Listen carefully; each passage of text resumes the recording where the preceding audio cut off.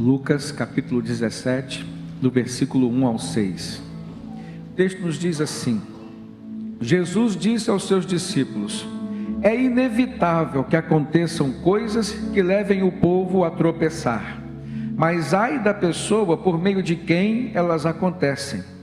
Seria melhor que ela fosse lançada no mar com uma pedra de moinho amarrada no pescoço, do que levar um desses pequeninos a pecar. Tomem cuidado, se o seu irmão pecar, repreenda-o, e se ele se arrepender, perdoe-lhe. Se pecar contra você 7 vezes no dia, e 7 vezes voltar a você e disser: estou arrependido, perdoe-lhe. Os apóstolos então disseram ao Senhor: aumenta a nossa fé. E ele então respondeu: se vocês tiverem fé do tamanho de uma semente de mostarda, poderão dizer a esta amoreira: arranque-se e plante-se no mar, e ela lhes obedecerá. Amém? Nós estamos diante de uma situação que poderíamos trazê-la aos dias presentes. Poderíamos trazer um momento em que os discípulos ouviram de Jesus palavras de orientação, de direção, sobre coisas com as quais eles estavam lidando dia após dia. Poderíamos trazer isso para a nossa vida hoje também. Esse texto, de uma forma muito específica, Jesus fala sobre a imperfeição humana, fala sobre a suscetibilidade que toda pessoa tem, até mesmo os cristãos têm, ao pecado. Fala sobre a fragilidade em relação aos tropeços. Houve momentos em que ele olhou para um dos seus discípulos e disse: você está sendo para mim uma pedra de tropeço. Não se tratava de um crente comum, se tratava do grande apóstolo Pedro. Foi quem ouviu esta palavra diretamente da boca do Senhor Jesus. Nesse texto, Jesus vem falar das más influências que induzem aos tropeções, mas fala também da superação das consequências do pecado por meio de 2 coisas: o arrependimento e o perdão. O arrependimento por parte de quem peca e o perdão por parte de quem é ofendido. Então, como lidar com estas situações? Porque elas fazem-se presentes nas nossas vidas. Talvez não no mesmo tempo, não de uma mesma forma, mas às vezes dia após dia nós temos experimentado algo nesse sentido. Ou são pessoas que nos ofendem, ou somos nós que estamos ofendendo alguém, até mesmo sem querer. Ou às vezes nós relaxamos com a santidade, com os nossos compromissos com Deus e tropeçamos, ou às vezes nós caímos em alguma cilada, alguma armadilha feita pelo inimigo contra nós, ou às vezes a armadilha do nosso próprio ser, da nossa própria natureza humana, pecaminosa. Às vezes nós somos vítimas de nós mesmos. E como lidar com tudo isso? Primeiramente, Jesus confirma a falibilidade do ser humano, a sua imperfeição e a sua propensão aos tropeços e quedas nessa vida. No verso 1 ele diz aos seus discípulos. É importante a gente ter em mente esse detalhe. Jesus não estava falando para uma multidão nesse momento. Ele disse assim: é inevitável que aconteçam coisas que levem o povo a tropeçar. É lógico que Jesus, em outros momentos, falou sobre que devemos evitar o pecado, e devemos evitar coisas que levem a nós ou levem os outros a tropeçar. Quando ele diz é inevitável que aconteçam coisas que levem o povo a tropeçar, ele está apontando para uma questão que todos nós sabemos: ninguém é perfeito. Então todos nós podemos tropeçar pelo menos uma vez na vida, podemos errar. Agora, por que isso acontece? É inevitável? Existem pecados que são evitáveis. É inevitável que alguém tropece pelo menos uma vez. Agora, você pode viver e deve viver evitando tropeçar. Você deve viver de maneira a evitar os confrontos com a sua própria natureza pecaminosa humana. Você deve viver de forma a evitar situações nas quais você poderá cair, e ninguém melhor do que você mesmo neste mundo para conhecer suas próprias fragilidades, suas próprias fraquezas, o seu próprio ponto fraco. Então, se você conhece o seu ponto fraco, por que você vai se expor e vai te fazer experimentar consequências daquilo que Deus não quer, que não sonhou, nem mesmo você deseja? Mas a grande realidade é que às vezes nós agimos assim, que Jesus vem nos lembrar a nossa falibilidade, somos pessoas falhas. E quando nós estamos diante dessa verdade, ou seja, o pecado é uma realidade em nós, por conta da nossa natureza humana pecaminosa, então o que nós devemos fazer diante disso? Primeiramente, irmãos, nós precisamos identificar quais são as possíveis causas do nosso tropeço. O ser humano então precisa se olhar dentro do contexto no qual está inserido. Qual é o seu ambiente de vida? O ambiente de vida do ser humano ele pode mudar de momento para momento. Por exemplo, hoje você está agora vivendo esse ambiente. Agora, quando você sair daqui, você passa a viver um outro ambiente. Então mudou-se o ambiente. Então mudou o tipo de foco, porque muda também as pessoas com quem você vai se relacionar. Tudo isso entra em jogo quando a gente muda de cenário. E como lidar com isso? Tem cristãos que no seu ambiente de trabalho não conseguem ser verdadeiramente cristãos. Qual era o ambiente de trabalho de Jesus, irmãos? Já pararam para refletir sobre isso?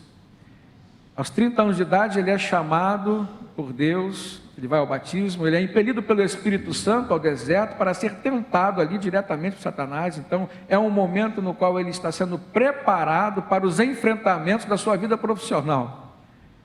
Os 3 anos e 6 meses que aproximadamente ele viveu de ministério, escolhendo os seus discípulos, preparando a escola apostólica.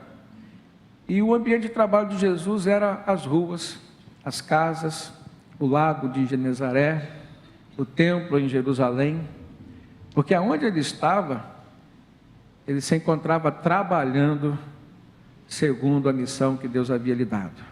Ele chegou a dizer: meu pai trabalha até agora e eu também. E às vezes a gente quer tirar férias, às vezes a gente quer tirar licença da nossa vida espiritual. E por conta disso a gente não consegue ser a todo tempo quem Deus determinou para que nós fôssemos, ou até mesmo quem nós gostaríamos de ser.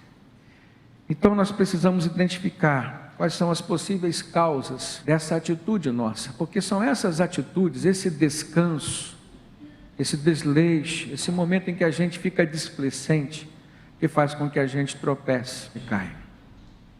Nós precisamos nos conhecer melhor e precisamos conhecer melhor as pessoas com quem nós nos relacionamos, seja aqui na igreja, seja no seu lar, na sua casa, seja lá no seu ambiente de trabalho. Outra coisa que a gente precisa fazer, uma vez nos conhecendo melhor, nós precisamos identificar quais são os nossos pontos fortes, mas principalmente os nossos pontos fracos. Os nossos pontos fortes para que a gente possa se aplicar e se deixar ser usado por Deus. E os nossos pontos fracos, para que a gente possa corrigi-los e não deixar que o inimigo venha nos usar nas nossas fraquezas. Quanto tempo você levou para construir uma amizade e de repente você decepcionou uma pessoa, houve um desentendimento e aquela amizade acabou?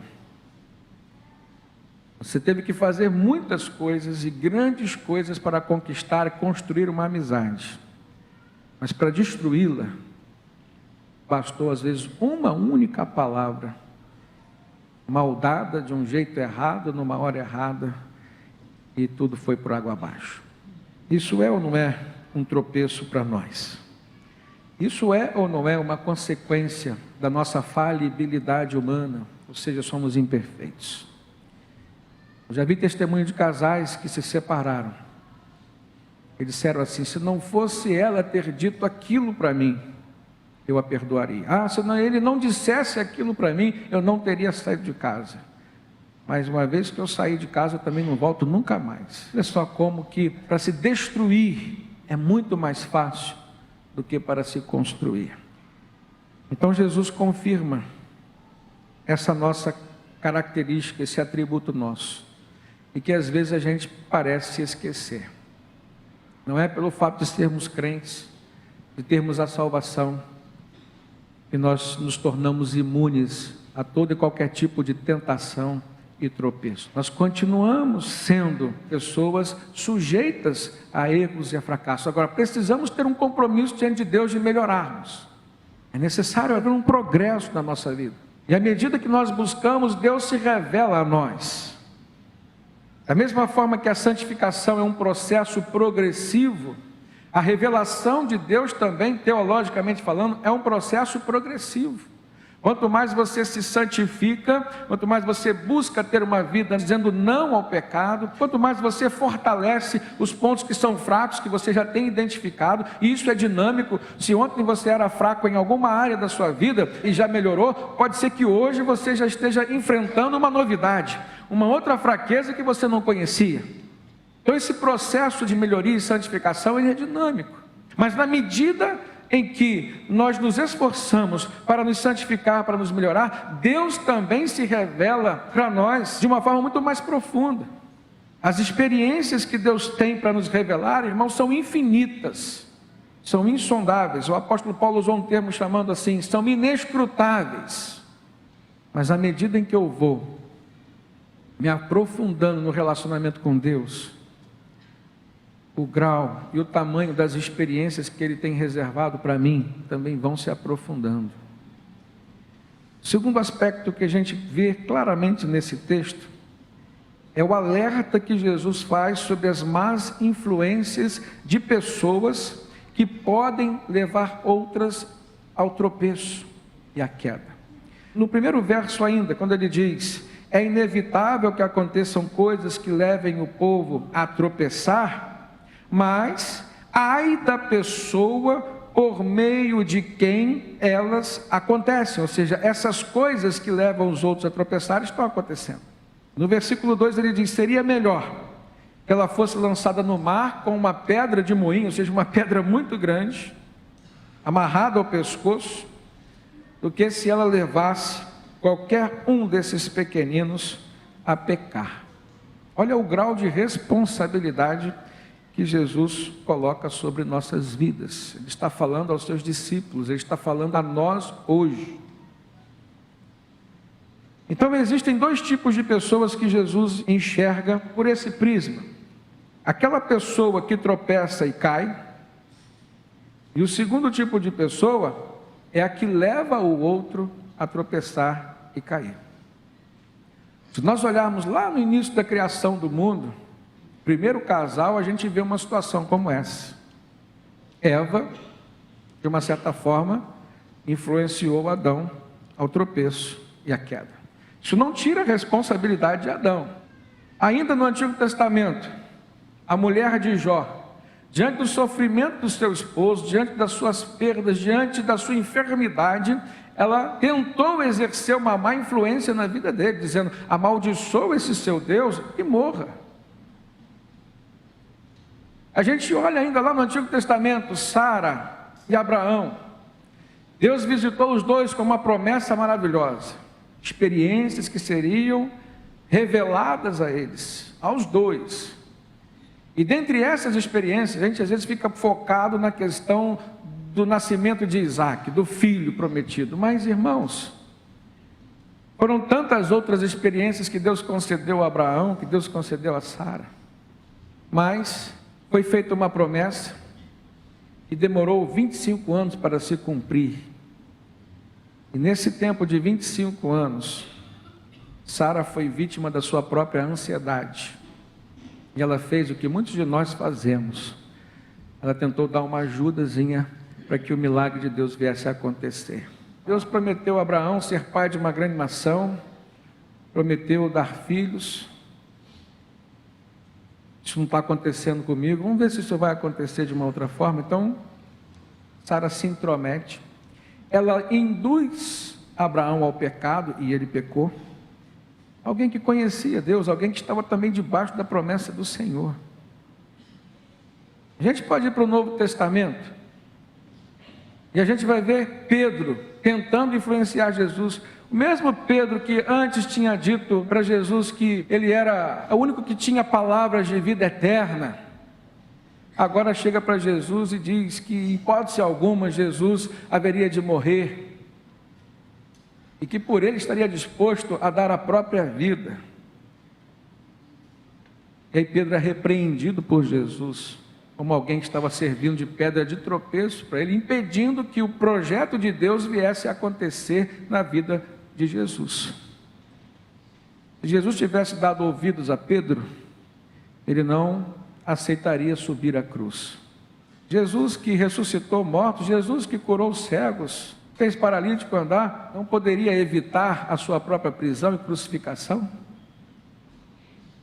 Jesus permitiu que os soldados o prendessem, permitiu que os soldados o pregassem numa cruz. Ele foi por livre, espontânea vontade.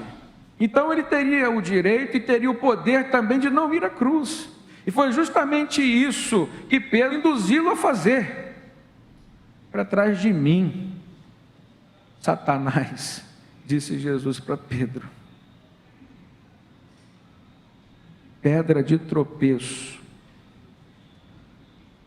Satanás tem usado pessoas como pedra de tropeço para tirar outras do foco estabelecido por Deus para suas vidas, desde o Éden até os dias de hoje. Então há dois pontos que nós precisamos identificar e duas coisas que nós precisamos fazer. Primeiramente, temos que identificar se existem algumas pessoas que têm sido para nós como pedra de tropeço. Segundo, nós precisamos identificar se em algum momento nós temos sido pedra de tropeço na vida de outras pessoas. Jesus estava falando para discípulos. Agora uma coisa é importante, irmãos, ninguém que está sendo pedra de tropeço, sendo cristão, normalmente sabe que está sendo pedra de tropeço na vida de outra pessoa. O cristão não quer o mal para o outro, mas às vezes mesmo sem querer o mal, mesmo sem querer fazer o outro tropeçar, você está se propondo a isso, se predispondo a isso. Esse é o grande perigo, porque o que Jesus falou na segunda parte foi: ai daquele que fizer tropeçar a qualquer um desses pequeninos. Não estava se referindo às crianças. Poderíamos identificar aqui pequeninos na fé, gente nova convertida, gente que estava se aproximando, gente que estava buscando, gente que estava querendo Deus. Agora pare e pense comigo, quais são as formas com que a gente pode servir de pedra de tropeço na vida de quem está buscando a Deus? Um mau testemunho, um comportamento inadequado. É quando você limita a ação do Espírito Santo na sua vida e dá vazão à carne. Quantas pessoas voltam com facilidade a serem quem elas eram no seu temperamento, por exemplo? Ressuscitam o velho homem, a velha criatura. Quantas pessoas continuam às vezes a falar sem pensar? Agora, uma vez que você identifica se existe alguém sendo pedra de tropeço na sua vida, ou se você é que está sendo pedra de tropeço na vida de alguém, o que você precisa fazer? Se corrigir, se proteger. Se existe alguém sendo pedra de tropeço na sua vida, você precisa se proteger. Evite andar junto dessas pessoas. Por quê? Por que continuar num relacionamento que Deus já te mostrou que está errado? Por que viver 8 horas do seu dia de trabalho fazendo coisas que Deus discorda e que vão demandar de você um pedido de perdão, e perdão sobre coisas que você faz, mesmo que você se arrependa, mas que você volte a fazer? Esse arrependimento é questionável. E se o arrependimento é questionável, a possibilidade do perdão também. Antes de continuar a pedir perdão, pare de fazer o que você está fazendo.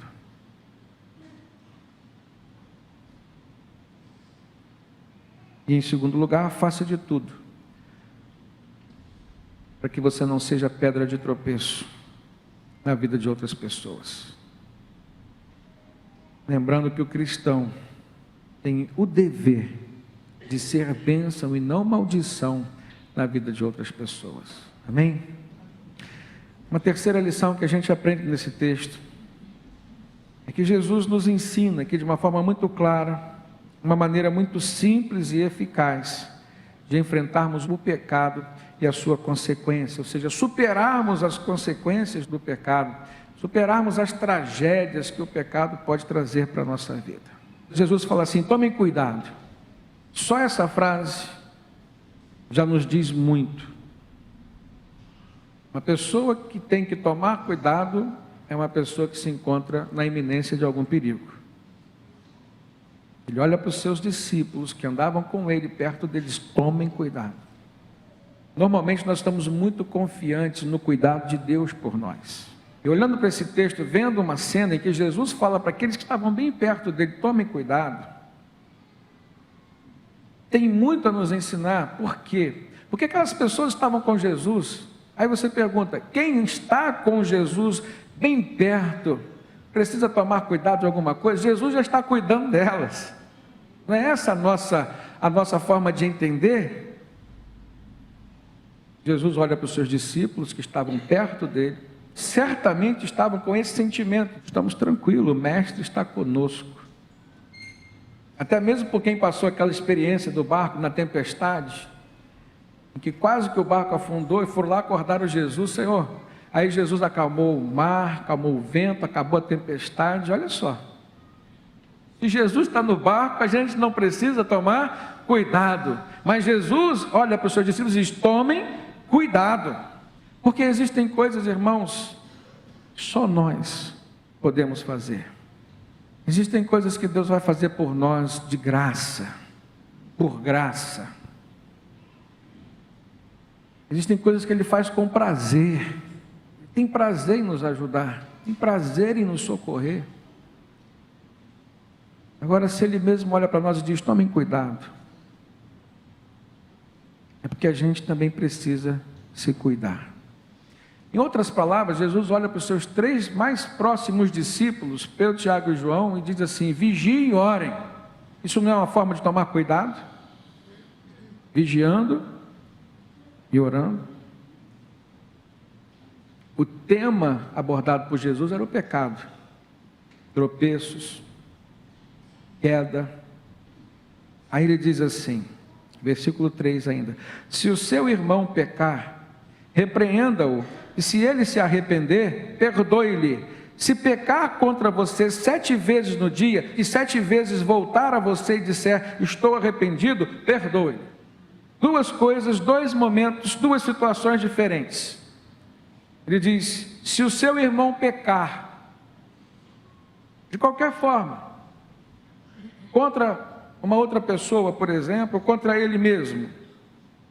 Existem pecados que nós não prejudicamos a ninguém, senão a nós mesmos. Aí ele diz: se o seu irmão pecar, repreenda, ou seja, é uma atitude. É a primeira maneira de tratamento do pecado que Jesus ensina aqui no texto. Se ele se arrepender, perdoe-lhe. Mas depois ele diz: se o teu irmão pecar contra você, aí a coisa muda de história. Porque quando é com os outros, irmãos, é muito tranquilo. Agora o problema é quando é conosco. O problema é quando é conosco. O marido traiu a mulher, você facilmente chega para a mulher e diz: perdoa o marido, perdoa o seu marido. A mulher traiu o marido, você aconselha: agora a tua mulher traiu você. Quero ver você falar que vai perdoar com a mesma facilidade com a qual você disse para o outro perdoar.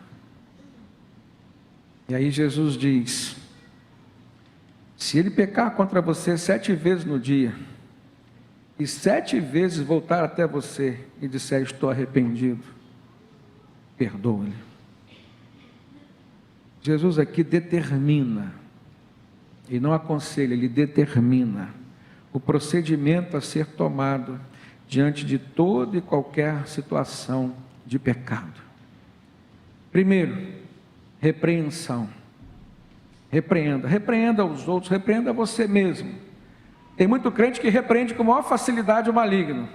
Está repreendido em nome de Jesus, né? Quando é do outro. Agora, quando é a si mesmo, tem maior dificuldade de enxergar e repreender. Segunda atitude, arrependimento. Se você errou, se arrependa o mais rápido possível. Terceira atitude, tratar o pecado e suas consequências. O mais importante do que o pecado são as consequências do pecado. O que Jesus fala? Perdoa. Enquanto você não perdoar, o pecado vai prevalecer contra você. Mas a partir do momento que você perdoar, você vai começar a ver se desfazer toda a força que está sendo exercida contra você. Teu irmão te aborreceu. E aí você não perdoa ainda, está pensando se vai perdoar. Aí você vai esperar ele pedir perdão, você vai esperar ele se arrepender. E isso pode demorar muito a acontecer. E enquanto isso não acontece, ou talvez nunca poderá acontecer, quem vai ficar guardando ressentimento no coração é quem? É você. Ocupando um espaço precioso no seu coração, com um sentimento tão ruim, tão negativo, que a todo momento te faz lembrar, revisitar coisas ruins que já passaram, que poderiam ser perdoadas. Concluindo no versículos 5 e 6, os apóstolos chegaram para Jesus e disseram assim: Senhor, aumenta a nossa fé, Senhor. E aí Jesus diz assim: se vocês tiverem fé do tamanho de uma semente de mostarda, vocês poderão dizer a esta amoreira: arranque-se e plante-se no mar, e ela lhes obedecerá. Por que Jesus olhou para a amoreira? Existe uma espécie de amoreira chamada amoreira negra, que é comum da região de Israel, que as suas raízes chegam a viver durante 600 anos. Sabe o que é isso? Tamanha resistência, e possivelmente tamanha profundidade. Uma raiz que vive 600 anos deve ser bem profunda, ou deve se espalhar bastante, deve ser muito forte. Jesus disse: se vocês tiverem fé do tamanho de um grão de mostarda, e disserem para essa amoreira que está aqui plantada não sei quantos anos, raízes fortes, profundas, saia deste lugar e vai para o outro, ela vai.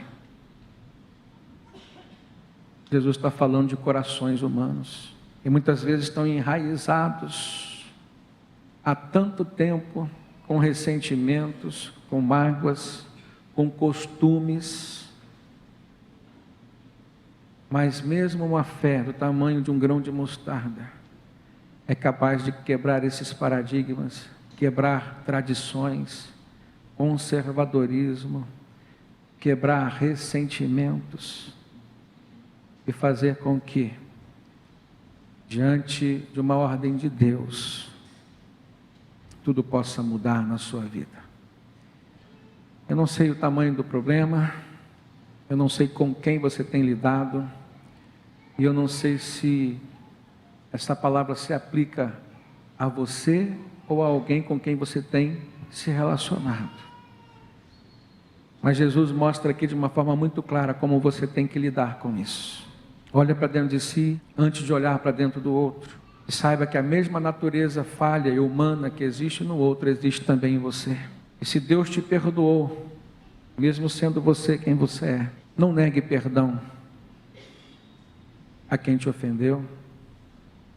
E também tome cuidado para não ser o ofensor de alguém,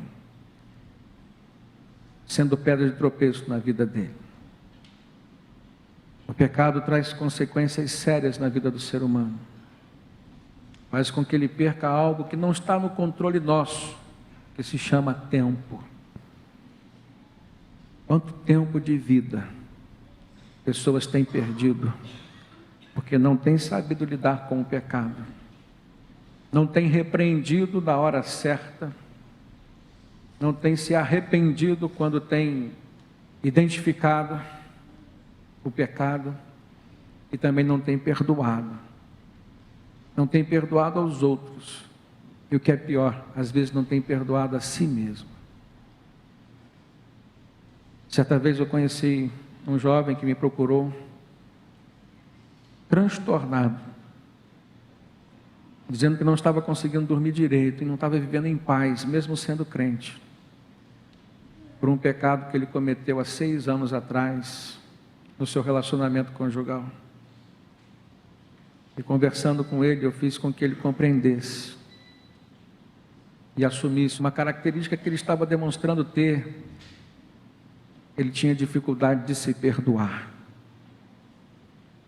E eu disse para ele: meu irmão, para que a sua vida tenha paz, para que o seu relacionamento possa prosperar, você precisa crer numa coisa que se chama graça do Senhor Jesus. E se pela graça Ele te perdoou, quem é você para não se perdoar? Você já se consertou? Você já se arrependeu? O que não aconteceu ainda foi o perdão que você não liberou para você mesmo. E por isso você está limitando as bênçãos de Deus ao seu casamento, à sua vida. Então creia. Se você crê em Deus como disse que crê, se você crê que já entregou sua vida a Cristo como disse que entregou, então agora creia no perdão que na cruz Ele liberou por você e viva em paz. É isso que Jesus falou para os seus discípulos, irmãos. Vocês estão perto de mim, vocês estão sob meus cuidados, mas vocês precisam se cuidar e aprender a cuidar de algo que poderá acontecer na vida de vocês. É inevitável que aconteça pelo menos uma vez, o tropeço, uma queda, mas diante dela, repreensão, arrependimento e perdão. E toda obra do mal se desfaz diante dessas 3 obras que vêm de Deus para nós. Que o Senhor nos abençoe. Amém.